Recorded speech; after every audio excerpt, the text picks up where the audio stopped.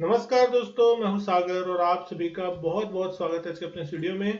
आज इस वीडियो में हम बात करने वाले हैं SBI cards and payment system के बारे में। रिटेल फेवरेट स्टॉक है जहां मार्केट एक तरफ हाई लगाता हुआ दिखाई दे रहा है नए, वहीं अगर आप इस स्टॉक को देख रहे हैं तो इस स्टॉक में करेक्शन देखने मिल रहा है। और मार्केट में बहुत से ऐसे स्टॉक्स है अच्छे फंडामेंटली जहां पे आपको एक अच्छा खासा करेक्शन देखने मिल रहा है, मार्केट जब हाई लगा रहा है।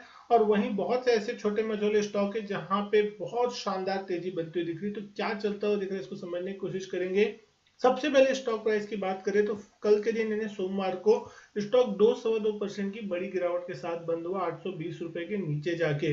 अगर इंट्राडे हाई की बात करें तो 841 के आसपास का हाई था जहां से स्टॉक सुबह खुला, वहीं से दिन भर ये स्टॉक गिरावट के साथ कामकाज किया और दिन के लोएस्ट लेवल के आसपास जाके बंद होता हुआ दिखाई दिया। 52 वीक रेंज अगर आप देख रहे हैं 982 का 52 वीक हाई है, उसके मुकाबले स्टॉक बहुत ही बड़ी गिरावट के साथ नीचे ट्रेड करता हुआ दिख रहा है। 695 के आसपास का 52 वीक रेंज जो है आपको लोअर साइड में देखने मिल रहा है। 17,37,000 शेयरों के वॉल्यूम यहाँ पे देखने को मिले। और अगर आप इसकी वैल्यूएशन देखते हैं तो वैल्यूएशन आपको यहाँ पे रीजनेबल देखने मिलेगी। 34-35 के रेंज में प्राइस टू अर्निंग मल्टीपल देखने मिल रहा है। 23.5 का इसका ईपीएस है।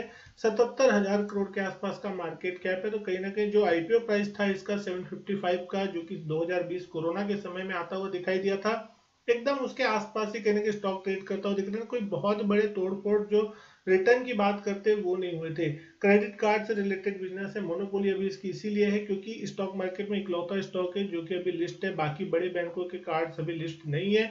तो उन कारण से थोड़ा वैल्यूएशन यहाँ पे आपको देखने को मिलता है, लेकिन कहीं ना कहीं इसके फाइनेंशियल्स को जब आप देखेंगे तो आपको पता चलेगा कि इस स्टॉक में कोई खराबी नहीं है। यहाँ पे इसको करेक्शन में जब कभी भी स्टॉक इसका जैसा मिले तो आपको खरीदने की कोशिश करनी चाहिए। अगर सबसे पहले आप इसकी वैल्यूएशन देख रहे हैं, 2019 में इसकी रेवेन्यू ऑलमोस्ट 7,000 करोड़ थी, जो कि धीरे धीरे बढ़ के पिछले साल 2023 में 13,666 करोड़ हो गई। 2020, 21, 2022 अगर आप देख रहे हैं तो थोड़े फ्लैट रहते हुए दिखाई देते, लेकिन कहीं ना कहीं 2022 में 10,677 करोड़ के मुकाबले 23,600 करोड़ के पार रेवेन्यू, इन्हें अच्छा बिजनेस जो है कहीं ना कहीं होता हुआ दिखाई दिया। एग्रेसिवली यहाँ पे आपको कंपटीशन बढ़ता हुआ दिखाई दिया है। प्रॉफिटेबिलिटी भी देखेंगे तो 2200 करोड़ के पार होती हुई दिखाई दी 2023 में, जो कि 2022 में 1600 करोड़ थी, और 2021 में 984 करोड़ के आसपास का प्रॉफिट था। तो 2021 के मुकाबले दो गुना से ज्यादा प्रॉफिट यहाँ पे कंपनी करती हुई दिखाई दे रही है।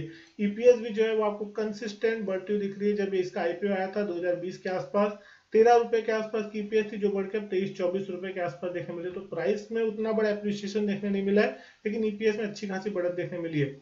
शेयर होल्डिंग में देखेंगे तो शेयर होल्डिंग शानदार है, यहाँ पे 68.96% पे शेयर होल्डिंग अभी बनी हुई है प्रमोटर्स की। एफआईएस की अगर शेयर होल्डिंग देख रहे हैं 9.48%, जो कि मार्च 2023 में थी लगभग 8.45%। तो पिछले क्वार्टर में अगर आप देख रहे हैं मार्च के मुकाबले जून में एफआईएस ने यहाँ पे अपनी होल्डिंग्स बढ़ाई है, यानी कि कहीं ना कहीं बाइंग की है। डीआईएस की अगर हम बात करें 17.17% यहाँ पे होल्डिंग है जून में, जो कि मार्च में थी 17.47%। तो यहाँ पे थोड़ी सी डीआईएस ने अपनी होल्डिंग सेलिंग की है। और पब्लिक शेयर होल्डिंग की बात करें तो यहाँ पे 5.06 हटाकर 4.37 पे आती हुई दिखाई दी जून क्वार्टर में होल्डिंग पब्लिक की। तो पब्लिक शेयर होल्डिंग यहाँ पे भले कम है, लेकिन अगर आप देख रहे हैं बाकी तरीके से कि एफआईएस, डीआईएस और प्रमोटर्स, तो बहुत ही स्ट्रॉन्ग यहाँ पे हैंड्स में स्टॉक है। तो ऐसा बिल्कुल भी नहीं है कि यहाँ पे ऐसा कचरा स्टॉक है कि सारे के सारे शेयर्स जो है पब्लिक के पास पड़े, प्रमोटर्स के हिस्सा ना के बराबर। तो एसबीआई इसका प्रमोटर है, तो आप समझ सकते हैं कि किस तरीके की इसकी बेस यहाँ पे बनती हुई दिख रही है। लेकिन अब बात करेंगे चार्ट्स पे, तो आप देख सकते हैं चार्ट्स पे किस तरीके का वैल्यूएशन यहाँ पे आपको देखने मिल रहा है। जहां मार्केट हाई लगा रहा है, ये स्टॉक अपने लगातार बेरिश मूवमेंट में बना हुआ है। अगर आप इसको ट्रेंड लाइन से भी आप सपोर्ट देख रहे हैं तो कहीं ना कहीं आपको एक बेरिश ट्रेंड पे स्टॉक बनता हुआ दिख रहा है, जिसका ब्रेकडाउन जो है वो आपको होता हुआ दिख सकता है अगर ये स्टॉक आपको लगभग लगभग 817 815 का लेवल तोड़ता हुआ दिखाई दे। बिल्कुल उसी लेवल के आसपास ये स्टॉक अब चलता हुआ दिखाई दे रहा है। अगर ये लेवल टूटते हैं नीचे की तरफ तो आपको एक ब्रेकडाउन आपको देखने को मिल सकता है। और जब तक ये ट्रेंड लाइन ऊपर की तरफ ब्रेक नहीं करता स्टॉक, यानी कि नियर टर्म में अगर आप देखें तो 840 845 के ऊपर चलना इस स्टॉक के लिए बहुत जरूरी है।